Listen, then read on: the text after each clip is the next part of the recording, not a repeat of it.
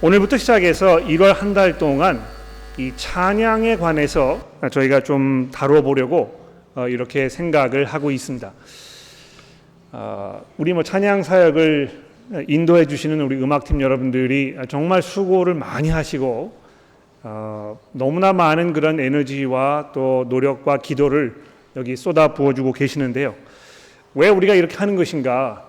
이런 것도 우리가 좀 생각해보고 우리가 어떻게 하면은 그 찬양하는 시간 좀 더 그 은혜가 되고 우리에게 도움되는 그런 시간으로 삼을 수 있을까? 이런 문제를 우리가 좀 생각해보기도 하겠습니다만, 보다 더 중요하게 그 찬양이라는 것에 대해서 어떤 그 본질적인 문제들을 우리가 조금 다뤄보려고 이렇게 생각을 합니다. 한 번에 다 말씀을 드릴 수가 없어서 우리가 4주에 나누어서 다루게 될 텐데요. 오늘부터 시작해서 1월 말까지 이 주제를 차근차근 다루어 보도록 그렇게 하겠습니다.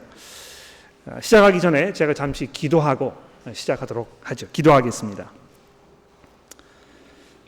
하나님 아버지, 감사합니다.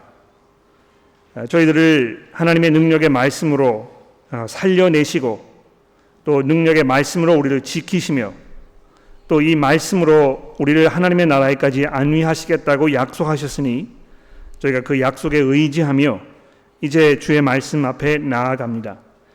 주의 성령께서 저희들의 마음과 생각을 지키시고 인도하시며 우리가 그 말씀을 두렵고 떨리는 마음으로 듣게 하시고 또 우리가 주의 말씀을 들을 때에 우리의 마음이 강건하여져서 주를 기쁘시게 하는 삶을 사는데 부족하지 않도록 저희를 먹여주시고 채워주시기를 예수 그리스도의 이름으로 간절히 기도합니다. 아멘. 저는 음악을 정말 사랑하는 사람이라고 이렇게 자부합니다. 정말 저는 음악을 좋아합니다. 하루 일과가 끝난 후에 잠자리에 들기 전에 음악을 듣는 것이 저에게 얼마나 큰 도움이 되는지 모릅니다. 어떤 특별한 장르에 이렇게 집중하는 것보다는요, 저는 모든 음악을 다 좋아하거든요. 요즘 이 클래식 음악도 듣고 또 재즈 음악도 듣고 록 음악도 듣고 한국 음악도 듣고 이 서양 음악도 듣고 제가 아직 익숙하지 않은 거는 이제 한 가지 있는데요. 국악입니다. 국악만큼은 제가 좀 여러분들의 어떤 그 도움을 필요로 하지 않을까 생각을 하는데요. 최근에 국악을 약간 현대화시킨, 아마 제가 이름을 얘기하면 아시는 분이 계실 텐데 장사익이라는 분이 있어요. 들어보신 분 계십니까? 그분의 그 노래를 제가 들으면서 이 국악이 이런 그 면이 또 있구나 하는 것을 제가 느끼게 되었습니다. 제가 왜 이 말씀을 드리느냐 하면 음악이라는 것이 굉장히 유니버설하다는 것입니다. 예? 그러니까 어느 문화를 보아도요, 음악을 가지고 있지 않은 문화를 찾아보기가 어렵습니다. 또 정도의 차이는 있습니다만 우리의 삶 속에서 이 음악이라는 것이 굉장히 큰 비중을 차지하고 있는 것이 분명합니다. 여러분 이 운전을 하실 때 그냥 차를 타고 가시지 아니하시고 가급적이면 이 라디오를 틀는다든지 또 요즘에는 이 블루투스가 잘 돼 있어가지고 내가 이 좋아하는 음악을 전화에 잘 저장해 두었다가 이 운전을 할 때 노래를 듣는다든지 이런 분들을 굉장히 많이 찾아볼 수가 있는 것입니다. 이 세계에서 가장 큰 업체 중에 하나라고 하는 애플도 이 음악 사업에 몰두하고 있는 것을 볼 수 있지 않습니까? 거기에 얼마나 많은 투자를 하고 그래서 사람들이 음악을 듣는 이것으로 자기의 수익을 남기려고 하는지 이런 것을 우리가 보게 되는 것입니다. 한국에서 유명한 가수가 오면 많은 분들이 거기 가서 그 콘서트를 들으려고 하고 이런 것들을 우리가 보게 되는 것이요. 제가 얘기 들으니까 한국의 유명한 가수인 이문세라는 분이 이제 오신다고 하는데 아마 제 짐작에는 여기 앉아 계시는 분들 중에도 이문세 콘서트를 가시기 위해서 티켓을 구입하신 분들이 상당히 많이 있지 않을까 이렇게 제가 짐작을 해봅니다. 이 음악만큼 사람들을 한 곳으로 모으고 집중시키는 그런 힘을 발휘하는 것이 또 있을까 이런 것을 제가 생각해 보게 됩니다. 특히 이 운동 경기장에 가 보시면은요, 이 자기가 응원하는 그 팀의 이 힘을 북돋워 주기 위해서 이 모여 있는 관중들이 노래를 부르게 되는데 그 노래를 부를 때에 거기에 있는 사람들이 한 마음이 되고 한 뜻이 되고 자기가 응원하는 그 선수들을 격려하고 이런 걸 우리가 쉽게 보게 되는 것입니다. 그런데요, 공교롭게도 사람들을 이렇게 통합시키는 이 음악이 또 가장 많은 분열을 일으키는 그런 요소 중에 하나가 아닌가 이렇게 생각을 합니다. 다른 거는 몰라도요, 내가 좋아하는 노래에 대해서는 굉장히 확고한 그런 신념들을 이 사람들이 가지고 있는 것 같아요. 트로트라는 그 음악이지 않습니까? 좋아하시는 분들 좀 손을 들어보시겠습니까? 트로트 좋아하시는 분들 저 뒤에 몇 분 계시는데요. 저는 트로트를 제일 싫어합니다. 도저히 저하고 이렇게 잘 맞지가 않는 것 같아요. 그런데 어떤 분들은 또 그걸 굉장히 좋아하시거든요. 클래식 음악을 좋아하시는 분 계십니까? 한번 손 들어보십시오. 클래식 음악을 좋아하시는 분들. 네, 클래식 음악이라 하면은 그 치를 떠시는 분들 계십니까? 주로 이제 이 집에서 어린 아이를 두고 계시는 부모님들이 아이들에게 악기를 가르쳐 주기 위해서 이 클래시컬 음악을 강요하지 않습니까? 그렇죠? 그런데 아이들이 이 클래식 음악 듣는 것을 죽기보다 싫어합니다. 클래식 음악을 듣는 것은 마치 어떤 자기 세대의 사람들과 맞지 않는 이런 일인 것처럼 생각을 해서 연습하는 것도 싫어하고 듣는 것도 싫어하고 저희 집에도 그런 현상이 있어요. 제가 이제 클래식 음악을 듣고 있으면 저희 아이들이 함께 이렇게 라운지에 앉아 있다가도 슬그머니 일어나서 자기 방으로 가는 것입니다. 방에 가서 뭐 합니까? K-pop 음악을 듣거든요. K-pop 음악을 들어보시면 좋아하는 분들과 싫어하는 분들의 어떤 그 명암이 아주 극렬하게 나누어지는 것을 또 우리가 확인해 볼 수 있습니다. 그런데 이런 현상이요, 교회 안에도 아주 분명하게 나타납니다. 그렇죠? 이 음악이 이렇게 정말 생명력 있게 운동력 있게 막 이렇게 진행이 될 때 거기에 참여해 있는 교우분들이 정말 한 마음과 한 뜻으로 하나님을 찬양하는 그런 일이 벌어지는가 하면 또 어떤 경우에는 이 찬양 때문에 교회가 갈리고 사람들이 서로 싸우고 이런 일들을 우리가 보게 되는 것입니다. 왜 그렇습니까? 내가 좋아하는 스타일과 맞지 않는 찬양을 하기 때문에 이 마음에 들지 않는 것이죠. 너무 빠르게 부른다든지 너무 느리게 부른다든지 이 악기가 부족하다든지 부르시는 분들의 어떤 열의가 없다고 생각된다든지 여러 가지 이유로 인해서 이 찬양이 교회 안에서 사람들을 통합시키고 한 마음으로 모으게 하는 역할을 할 수 있지만 동시에 이것이 사람들을 분열시키는 그런 일을 우리가 종종 보게 되는 것입니다. 또 더 나아가서 찬양이라는 것이요, 하나님에 대한 우리의 믿음의 온전한 표현임에 분명합니다. 그렇지 않습니까? 우리가 이제 잠시 후에 오늘 봉독된 출애굽기서의 말씀을 보면서 우리가 살펴보겠습니다만, 우리가 하나님을 이해할 때, 하나님의 사랑 가운데 있을 때, 그분의 능력과 그분의 그 위엄과 그분의 그 광대하심과 이런 거를 우리가 경험하였을 때, 이해하게 되었을 때 우리 마음속에 자연적으로 찬송이 우러나오게 되는 것을 우리가 많이 경험하는 것이죠. 나이 많으신 분들이 아침에 일어나셔가지고 어느새 언젠가 모르게 흥얼흥얼 찬송가를 부르고 계시는 이런 모습들을 제가 종종 보았습니다. 저희 그 할머님들도 그런 거 많이 제가 봤는데요. 왜 그런 것입니까? 이것이 정말 그 마음 속에서 우러나는 진정한 진실된 하나님에 대한 우리의 믿음의 표현이기 때문에 그런 것입니다. 정말 하나님의 은혜를 감사하는 마음으로 살고 기쁜 마음으로 살게 되었을 때 찬송이 자연적으로 우러나는 것을 우리가 많이 보게 되는 것이죠. 그러나 동시에 이 찬양 또는 음악 이런 것이 온전치 못한 어떤 믿음의 표현인 경우도 우리가 종종 보게 되는 것입니다. 제가 꽤 오래전에 굉장히 유명한 이 서양 가수의 콘서트를 가본 적이 있습니다. 브루스 스프링스틴이라는 가수가 있는데 아시는 분은 아마 계실 거예요. 그 브루스 스프링스틴이라는 가수가 이끌고 있는 그 밴드가 E 스트리트 밴드라고 이제 그래가지고요, 굉장히 유명하고 상당히 오랫동안 밴드 활동을 해가지고요, 전 세계적으로 이 사람만큼 명성을 얻었던 가수를 찾아보기 어려울 정도입니다. 그런데 그 브루스 스프링스틴 콘서트를 가 보시면 마치 그것이 어떤 그 종교적인 행위를 하고 있는 그 장소인 것처럼 느껴지는 그런 경우가 굉장히 많습니다. 왜 그렇습니까? 음악이 가지고 있는 힘이거든요. 거기에 몰두하게 되면 거기에서 울려나는 그런 어떤 그 기타라든지 이 드럼이라든지 이런 것에 우리가 말려 들어가게 되고 또 그 가사가 담고 있는 내용이라든지 이런 것이 내가 느끼는 바와 이 일치가 되고 내가 그래서 음악과 혼연일체가 되면서 마치 어떤 그 무아지경에 빠져드는 것 같은 그런 경험을 이 록 콘서트에 가게 되면 하는 경우가 굉장히 많습니다. 아마 이 자리에도 록 콘서트 가보신 분들 계실 텐데요. 아마 제가 무슨 이야기를 하는지 아실 것 같아요. 음악이라는 것이 그런 것입니다. 거기에 심취하게 되면 심취하게 될수록 다른 소리가 들리지 않는 그런 경지에 가게 되는 경우를 우리가 많이 경험하게 되는 것이죠. 그런데 그것이 음악의 가지고 있는 힘이기 때문에요.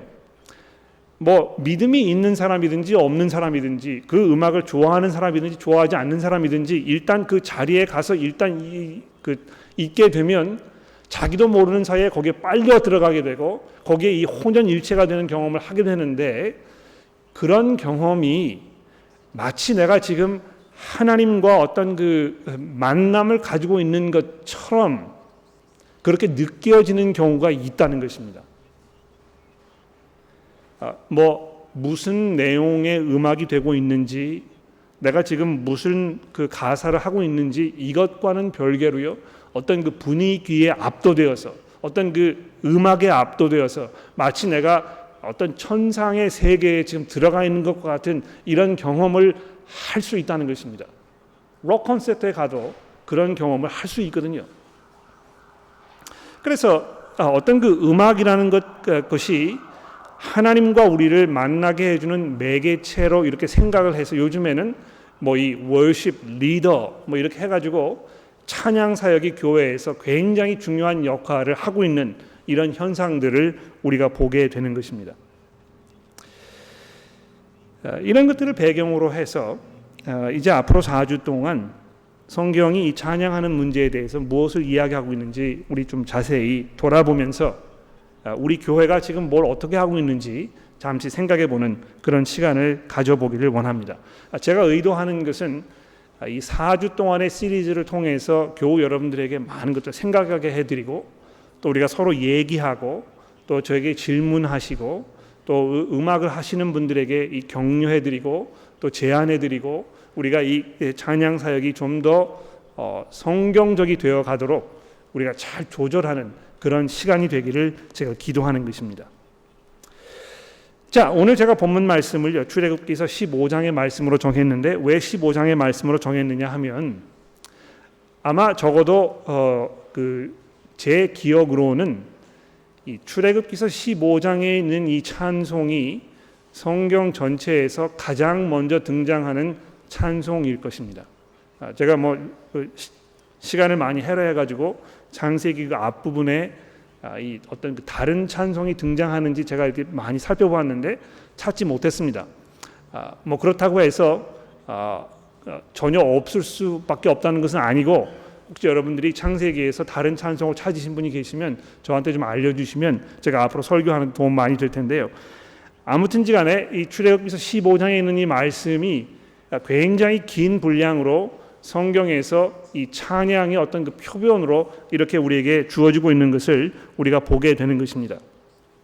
근데 이 말씀을 우리가 돌아보기 이전에 어떤 그 상황을 우리가 좀 이해하기 위해서 출애굽기서 14장의 말씀을 좀 살펴보았으면 합니다. 여러분 성경을 가지고 계시니까 그냥 앉아 계지 마시고 출애굽기서 14장의 말씀을 저와 함께 자세히 한번 살펴봐 주시기를 바라겠습니다. 자, 여기 14장에 보시면 이렇게 말씀이 시작이 되고 있습니다. 여호와께서 모세에게 말씀하여 이르시되 이스라엘 자손에게 명하여 돌이켜 바다와 믹돌 사이에 비하하롯 곧 바알스본 맞은편 바닷가에 장막을 치게 하라. 여러 가지 지명이 나오는데요. 이 지명을 이렇게 보면 이게 무슨 상관이 있는 것인가 우리가 이렇게 쉽게 지나가 버릴 수 있습니다. 그런데 바로 그 다음 부분에 보시면 왜 이렇게 지명에 대해서 자세히 설명하고 있는 것인가를 우리가 이해할 수 있죠. 바로가 이스라엘 자손에 대하여 말하기를 그들이 그 땅에서 멀리 떠나 광야에 갇힌 바 되었다 하리라. 예? 바로로 하여금 착각하게 만들기 위해서 하나님께서 지금 이스라엘 백성들을 이렇게 이 배수의 진을 치도록 만든 것입니다. 지금 이 상황이 어떤 상황입니까?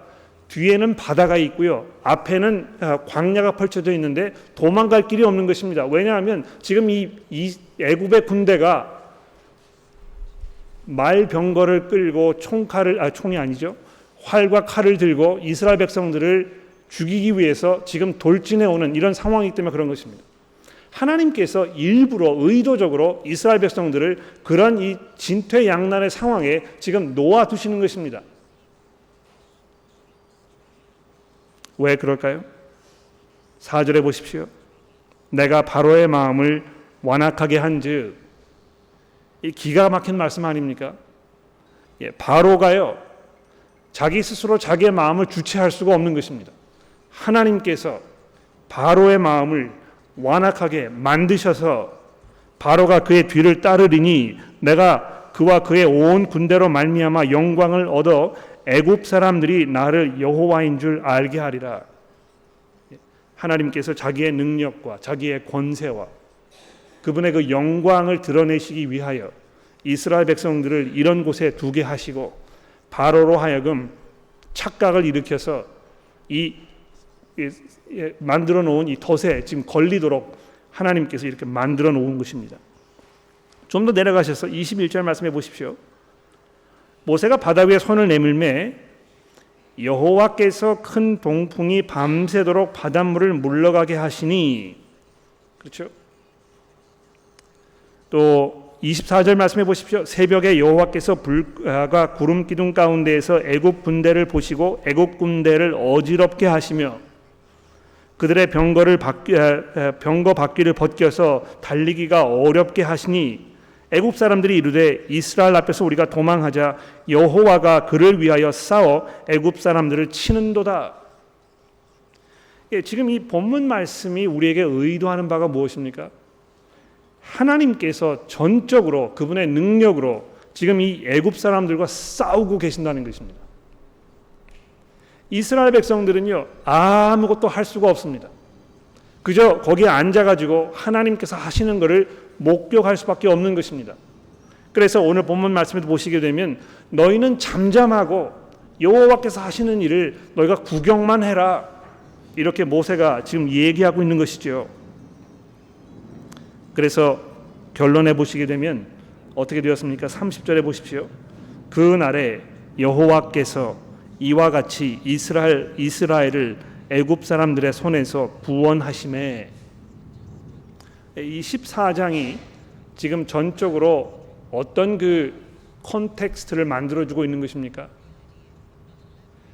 하나님께서 자기의 능력을 나타내시기 위하여 애굽 사람들에게 자기의 명성을 떨치시기 위하여 이스라엘 백성들로 하여금 어떤 분이 참 하나님이신지를 믿음으로 고백하게 하기 위하여 하나님께서 손수 나가셔서 자기의 힘으로 이 애굽 군대를 무찌르고 계신다는 것입니다. 이것을 보았을 때 30절 마지막 절에 보십시오. 이스라엘이 바닷가에서 애굽 사람들이 죽어 있는 것을 보았더라.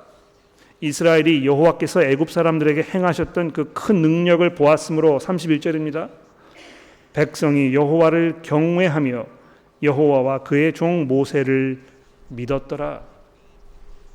이때 모세와 이스라엘 자손이 이 노래로 여호와께 노래하니. 아마 우리가 그 자리에 있었으면 입을 다물 수가 없었을 것입니다. 하나님의 그 장엄하고 그분의 그 놀라운 능력, 이런 것이 우리 눈앞에 펼쳐지면서 우리는 하나님의 명성과 하나님의 능력 앞에 압도되어서 우리의 입에서 우리가 기대하지 않았던 어떤 찬송이 자연적으로 튀어나올 수밖에 없었을 것입니다. 제가 지금도 기억하는데요. 호주에서 아시아 축구 선수권 대회가 몇 년 전에 있었습니다. 기억나시죠? 예? 그 결승전을 할 때요, 우리 교회 여러분들이 수련회에 가 있었습니다. 기억나십니까? 그 자리에 계신 분 아마 계셨을 거예요. 그날 그 교우 여러분들의 열화와 같은 그 청원에 제가 못 이겨서 저녁 시간에 강의를 제가 포기를 하고 우리가 다 같이 그 결승전을 보지 않았습니까? 기억나십니까? 그런데 그 결승전에서 어떻게 되었습니까? 우리가 1대0으로 계속 끌려가다가요. 후반전 마지막 5분인가 남겨놓고 손흥민 선수가 동점골을 터뜨렸잖아요. 기억나시죠? 예? 그때 그 수련회 장소에서 불을 다 끄고 우리가 지금 그걸 보고 있었다가 그 자리에서 어떤 상황이 벌어졌습니까? 난리가 났던 것입니다. 예? 사람들이 의자를 다 집어 던지고요. 정말 대단했습니다. 소리를 지르고 너무나 놀라가지고 그 수련회 장소를 돌보시던 그 분들이 쫓아오셔가지고 무슨 일이 벌어난 줄 알고 이렇게 했던 상황이 기억나는 것입니다. 얼마나 감격적이고 얼마나 통쾌하고 얼마나 기쁜 상황이었으면 우리가 그런 그 반응을 보였겠습니까? 굉장히 자연적이고 또 굉장히 genuine한 진실된 그런 표현인 것입니다. 그렇지 않습니까? 그런 면에서 우리가 노래를 부르고 기뻐하며 흥을 돋는 것은요, 이 믿음의 어떤 그 올바른 표현임에 분명합니다. 아주 자연적인 표현이라는 것입니다. 그래서 모세도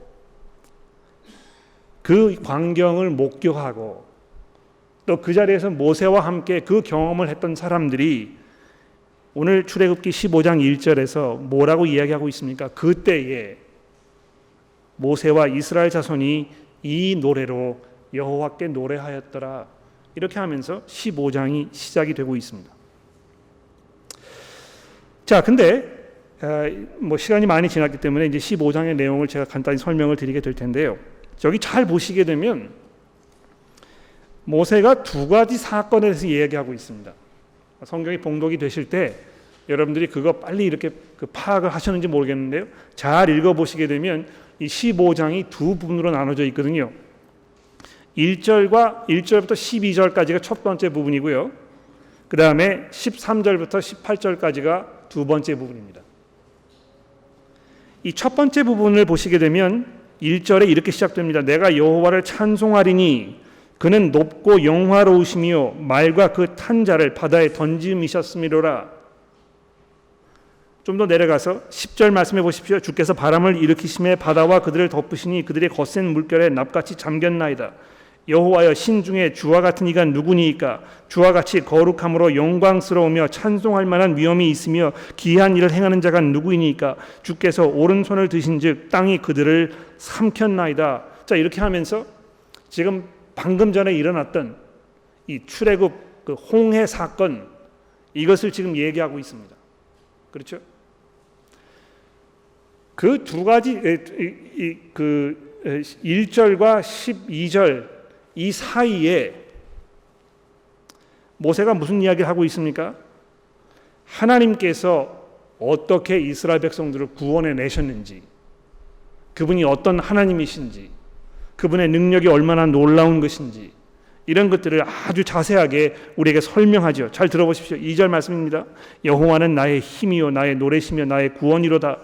그는 나의 하나님이시니 내가 그를 찬송할 것이요 내 아버지의 하나님이시니 내가 그를 높이리로다. 여호와는 용사시니 여호와는 그의 이름이로다.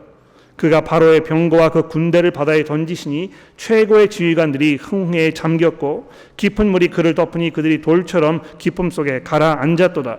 여호와여, 주의 오른손이 권능으로 영광을 나타내시니이다. 여호와여, 주의 오른손이 원수를 부수시니이다. 주께서 그 주의 크신 위엄으로 주를 거스르는 자를 엎으시니이다. 주께서 진노를 발하시니 그 진노가 그들의 지푸라기를 살같이 사르니이다. 주의 콧김에 물이 쌓이되 파도가 언덕같이 일어서고 큰 물이 바닷 가운데 엉키나이다. 이렇게 하면서 그 홍해를 가르셨던, 이스라엘 백성들을 거기를 건너가게 하셨던, 이 애굽의 군대를 초토화시켰던 하나님의 권세와 그분의 그 능력과 이런 것들을 말씀하고 있는 것입니다. 자, 그런데 이제 나머지 부분을 보시게 되면 그것만이 아니고요. 또 한 가지 사건에 대해서 얘기하고 있습니다. 13절 말씀을 보시겠어요? 주의 인자하심으로 주께서 구속하신 백성을 인도하시되 주의 힘으로 그들을 주의 거룩한 처소에 들어가게 하시나이다. 여러 나라가 들고 떨며 블레셋 주인이 두려움에 잡히며 에돔 두령들이 놀라고 모압 영웅들이 떨림에 잡히며 가나안 주인이 다 낙담하나이다. 놀람과 두려움이 그들에게 임함에 주의 팔이 크므로 그들이 돌같이 침묵하였사오니 여호와여 주의 백성이 통과하기까지 주께서 사신 백성들이 통과하기까지였나이다. 주께서 백성을 인도하사 그들을 주의 기업의 산에 삼으시리이다. 여호와여 이는 주의 처소를 삼으시려고 예비하신 것이니라. 주여 이것이 주의 손으로 세우신 성소로서이다. 여호와께서 영원 무궁하도록 다스리시도다. 이 두 번째 사건은 뭘 얘기하고 있는 것입니까? 가나안 땅으로 인도하는, 그들이 거기에 안전하게 들어가서 거기에 짐을 풀고 거기 자기의 그 거처를 만들고 그것이 하나님의 거룩한 성소가 되게 하는 그 사건, 이것에 대해서 지금 얘기하고 있는 것입니다. 여러분, 모세가 지금 이 찬송을 부르면서요, 하나님께서 과거에 지금 이루어 놓으신 이 홍해 사건, 그리고 동시에 하나님께서 앞으로 이루실 이 가나안 점령 사건, 이것을 동시에 지금 찬송하고 있는 것입니다. 뒤를 돌아보면서 앞을 내다보는 이스라엘 백성들로 하여금 하나님의 그 권세와 능력에 대해서 압도당하고 그분을 찬송하게 하면서 이스라엘 백성들로 하여금 앞을 소망하게 하는, 하나님의 더 큰 권능과 위엄이 나타나게 될 그 날을 소망하게 하는 그 찬송을 지금 부르고 있다는 것입니다. 자, 그래서 어쨌다는 것입니까? 결론을 조금 내려볼까요? 모세가 이렇게 찬송을 했는데 그것이 여러분과 저에게 뭘 이야기하고 있는 것입니까? 우선 하나님을 힘차게 찬송하는 것이 마땅합니다. 여러분, 정말 놀라운 일, 기쁜 일, 우리가 감당하기 어려운 그런 놀라운 은혜를 경험하면 우리가 찬송할 수밖에 없습니다. 어떤 면에서 그 사람이 찬송하고 있는 그 모습은요, 얼마만큼 그 마음 가운데 복음의 귀한 비밀이 아주 단단하게 자리 잡고 있는가를 표현해 주는 것일 수 있습니다. 남자들은 자기 어떤 생각이나 느낌, 감정 이런 거를 표현하는 거를 굉장히 부자연스러워 하시는 것 같아요. 그래서 저희 교회뿐만 아니고 호주 교회도 마찬가지인데요. 앞에서 찬송을 인도하시는 분들이 열정적으로 찬송을 인도하지만 앉아서 찬송을 부르시는 교우분들 중에 대부분의 남자분들은요, 어떻게 하고 계시겠습니까? 어떻게 할까요? 마치 아침을 잘 못 드신 것처럼, 집에서 부인 되시는 분과 부부싸움을 하고 교회로 오신 것처럼 이렇게 찌푸린 얼굴로 굉장히 못마땅하게 수동적으로 팔을 이렇게 딱 꼬우시고 요동하지 않으시는 것입니다. 여러 가지 이유가 있을 수 있을 것 같아요. 그러니까 부르는 찬송을 잘 모르기 때문에 거기 따라가기가 어렵고, 또 이 음악이 마음에 들지 아니하고, 또 너무 빠르게 부르고 곡조가 너무 높고 이래서 부르기 어려워가지고 부르지 않으시는 분도 계실 것이고, 또 찬송하는 것 자체를 즐겨하지 않으시기 때문에 찬송 부르지 않으시는 분도 계실 것입니다. 여러분, 그 옆에 계시는 분하고요, 잠깐 한번 얘기를 좀 나눠보십시오. 찬송을 부를 때, 우리 교회에서 찬송을 부를 때 나는 거기 그 참여율이 몇 %나 되는지, 100% 하면 정말 열정적으로 가장 큰 소리로 기쁘게 내가 찬송한다. 0%면 뭡니까? 요동하지 않는다. 입도 열지 않는다. 그 중간 중에 여러분 어느 점에 와 있는지 한번 서로 얘기해 보십시오. 여러분들의 반응이 굉장히 궁금한데요. 100%에서 50% 중간 정도에 계시는 분 계시면 손을 한번 들어보실래요? 됐습니다. 50% 이하. 한 분 더, 뒤에 한 분 계시는군요.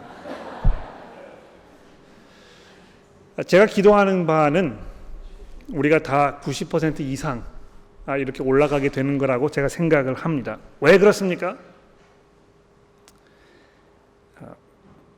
하나님의 은혜를 우리가 정말 감사하게 생각하고 그 은혜에 사로잡힌 바 되어 있고, 그래서 정말 우리가 하나님의 나라를 소망하고 하나님의 은혜가 우리의 삶 속에 정말 충만하게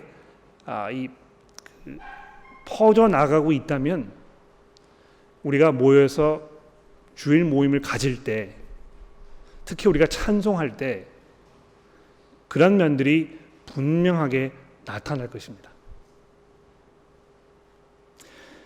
물론 찬송하는 것 자체 그것만이 믿음의 온전한 표현임은 아닙니다. 왜냐하면 우리가 정말 하나님을 두려워하고 하나님을 사랑하면 우리의 삶 속에서 주의 말씀에 순종하고 믿음으로 우리의 삶을 인내로 살아가는 것이기 때문에 그렇습니다.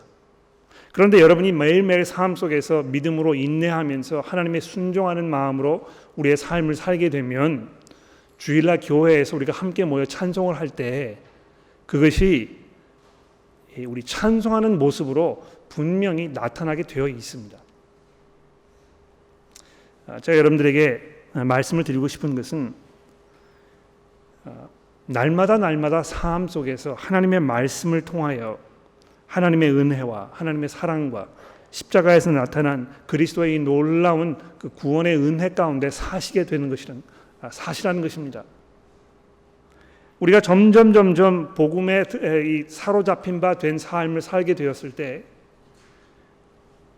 우리의 삶 속에 기쁨과 감사와 찬송이 자연적으로 우러나게 될 것이고, 그렇게 되었을 때 우리가 교회로 모여서 찬송하는 시간이 굉장히 특별하고 또 감사하고 즐거운 그런 시간이 분명히 될 것입니다. 두 번째로 15장에 보시게 되면은요, 굉장히 재미있는 사건이 벌어집니다. 지금 하나님의 그 엄청난 능력을 목격하고 거기에 감동되고 감격해서 하나님을 찬송했던 이스라엘 백성들이 곧바로 어떤 일을 하고 있습니까?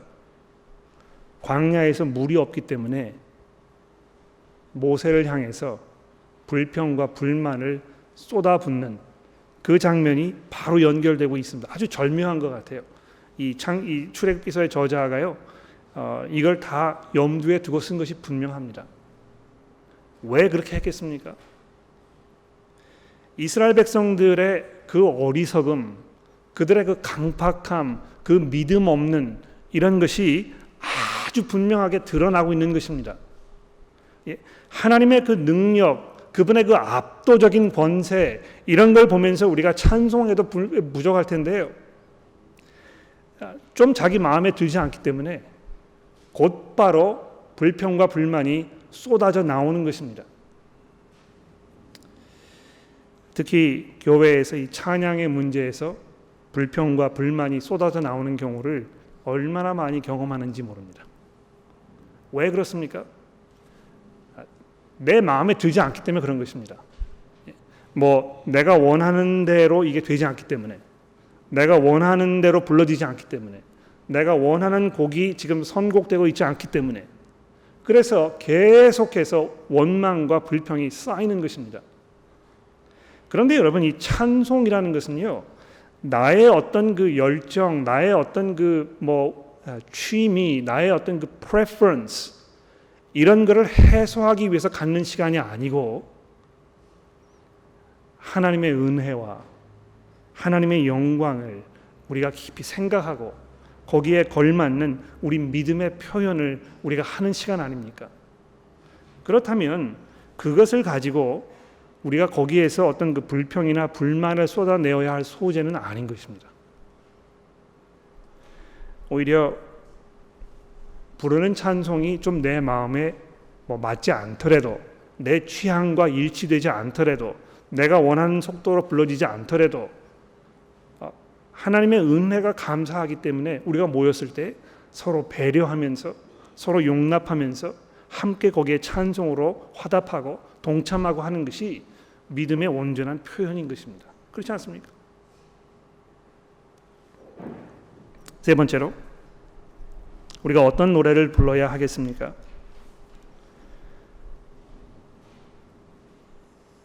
출애굽기 15장에 보시게 되면 모세가 하나님에 대하여, 또 하나님께서 구원하시는 그 방법에 대하여, 하나님께서 구원하셨던 그 목적에 대하여, 하나님께서 앞으로 가지고 계시는 그 계획에 대하여 아주 자세하게 설명하고 있는 것을 볼 수 있습니다. 쉽게 이야기하면 이 찬송 가운데요, 정말 훌륭한 그 신학, 어떤 그 신앙, 고백, 이런 것이 거기에 담겨 있는 것입니다. 제가 그 집에 이제 청소년을 두고 계시는 부모님들은 여러분이 싫든지 좋든지 간에 K-팝 음악을 다 들어보셨을 거예요. 또 이 권유를 받지 않아도 K-팝 음악이 내 취향과 굉장히 맞기 때문에 K-팝을 아주 즐겨 들으시는 분도 아마 계실 거라고 제가 생각을 합니다. 저희 아이들이 그 K-팝 음악을 이렇게 듣는 것을 제가 보고 저도 호기심이 있어가지고 유튜브를 검색을 해서 요즘 굉장히 많이 되고 있다는 K-팝 음악을 몇 가지를 들어봤습니다. 굉장히 중독성이 강해요. 제가 가사는 생각이 나지 않는데요, 그 곡, 이거는 머릿속에 계속 돌아갑니다. 이거 떨쳐버리려고 해도 떨쳐지지가 않아요. 얼마나 곡을 잘 만들었는지요. 중독성이 강해서 한 번 들으면 잊혀지지가 않는 것입니다. 근데 이렇게 들으면서 무슨 말인지 알아들을 수가 없어요. 네. 곡은 알겠는데 그 내용이 무엇인지를 확인을 할 수가 없는 것입니다. 하도 답답해가지고 검색을 해서 그 노래의 가사를 제가 살펴보았더니 설교 시간에 제가 이 앞에서 여러분들 앞에 얘기할 수 없는 그런 내용이 얼마나 많이 담겨 있는지 모르는 것입니다. 그러니까 흥얼흥얼 부르기는 좋은데요, 그 내용이 무엇인지를 생각하게 되면 도저히 부를 수가 없는 것입니다. 왜 이 말씀을 드립니까? 곡조가 아주 좋은데 가사가 형편없는 경우가 많습니다. 곡조도 형편이 없고 가사도 형편이 없으면 최악이죠. 그런 노래는 걸러내기가 아주 쉽습니다. 그런데 곡조가 아주 좋은데 가사가 별로 그렇게 시원치 않으면 걸러내기가 쉽지 않아요. 왜 그렇습니까? 많은 사람들이 좋아하기 때문에. 이 대중의 힘이라는 게 거기 있는 것 같아요. 모든 사람들이 좋아하면 그게 정론이 되어가는 것입니다. 민주주의의 어떤 그 어리석음이 거기에 있는 것이거든요. 그런데 정말 가사가 중요합니다. 곡조보다도 가사가 더 중요합니다. 그 내용이 지금 무엇을 가르치고 있는가, 이것이 뭘 고백하고 있는가, 이것이 어떤 신학을 담고 있는가, 이것을 쓴 그 저자분들이 어떤 신앙 고백을 하고 있는가, 그분의 그 신앙 고백이 객관적으로 보았을 때 내가 아멘 할 수 있는 그런 신앙 고백인가, 이것을 우리가 잘 살펴볼 필요가 있다는 것입니다. 안타깝게도 많은 곡들이 그저 자기의 어떤 부족함, 자기의 어떤 그 모자라게 느껴지는 허무함, 어떤 마음의 상처, 이런 것을 그냥 어루만져 주는, 어떤 하나님께서 마치 우리의 그 남자친구, 여자친구처럼 이렇게 행하시는 분인 것처럼 이야기하는 그런 찬송들이 굉장히 많습니다. 또 감성적인 멜로디를 갖고 있기 때문에 그것을 들으면 내가 정말 하나님께 나의 믿음을 고백하는 것인 것처럼 느껴지는 경우가 상당히 많습니다. 저희 교회에서 선곡하는 문제로 제가 좀 무리하다 싶을 정도로 우리 찬양팀 여러분들에게 제가 자꾸 권합니다. 지금 이 가사가 뭘 이야기하고 있는지, 이것이 성경적인 것인지, 정말 하나님의 말씀에 집중하고 있는 것인지 우리가 잘 한번 생각해 보자고. 그래서 저한테 퇴짜 맞은 곡 되게 많습니다. 아마 이 찬양팀에 계시는 분들이요, 선곡을 하시면서 두렵고 떨리는 마음으로 하실 것 같아요. 퇴짜 맞으실까 봐. 그런데 그 부분에 대해서 제가 사과할 마음이 없습니다. 왜냐하면 주일날 교회 앞에서 설교를 하는 분이 그냥 자기 멋대로, 자기 느끼는 바대로, 자기의 생각대로 교우분들과는 동떨어지게 어떤 철저히 주관적인 생각을 이야기하고 있다고 생각해 보십시오. 아무에게도 도움되지 않는 것입니다. 사도 바울이 성경에서 뭘 이야기하고 있습니까? 공동 유익을 위하여 하라. 교회에서 무엇을 하든지 간에 모든 지체들을 세우고 하나님의 말씀으로 강건하게 하는 그것을 우리가 하는 것이 교회의 중요한 사역인 것입니다. 그러므로 우리가 선곡을 할 때 어떤 찬송을 부를 것인가는 곡조가 중요하긴 합니다만 무슨 내용을 담고 있는가, 이것이 100배 더 중요합니다. 물론 좋은 그 내용에 좋은 곡을 담고 있으면 금상첨화이겠죠. 우리가 그런 그 곡들을 더 많이 찾아내고 보편화시키고 우리가 함께 부를 수 있게 되기를 제가 간절히 기도합니다. 우리 교회의 찬양팀으로 수고하시는 여러분들의 수고와 헌신이 우리 교회를 주의 말씀으로 세워가는데 얼마나 큰 일조를 감당하고 있는지 여러분 이해하시고 인내하시면서 성실함으로, 신실함으로 이 사역을 잘 감당해 주시기를 부탁을 드리고요. 우리 교회에 계시는 교우 여러분들, 하나님의 은혜를 우리가 생각하였을 때 정말 감사와 감격으로 우리 함께 찬송하게 되기를 기도합니다. 기도하겠습니다. 하나님 아버지, 이 시간 저희가 주의 복음의 은혜를 돌아봅니다. 도무지 우리가 예상하지 못했고 기대하지 않았던 그 엄청나고 놀라운 방법으로 주께서 저희들을 구원하여 주시고 하나님의 자녀로 삼아 주셨던 것을 기억합니다. 우리의 구주이신 예수 그리스도께서 하나님과 동등됨을 취할 것으로 여기지 아니하시고 오히려 종의 몸을 입어 이 땅에 오셔서 죽기까지 십자가 위에 순종하심으로 이 온 세상의 주인이 되신 것을 우리가 기억합니다. 하나님, 저희가 그 복음의 은혜 가운데 살게 하시고 저희가 날마다 주의 나라를 소망하며 그것을 인내함으로 믿음으로 살아가는 성도들이 되게 하시고 저희들의 그러한 간절한 열망과 우리의 감사와 우리의 기쁨이 교회로 모였을 때 찬송 속에 나타나며 우리가 그것을 온전하게 표현할 수 있도록 저희를 도와주시기를 우리의 구주이신 예수 그리스도의 이름으로 간절히 기도합니다. 아멘.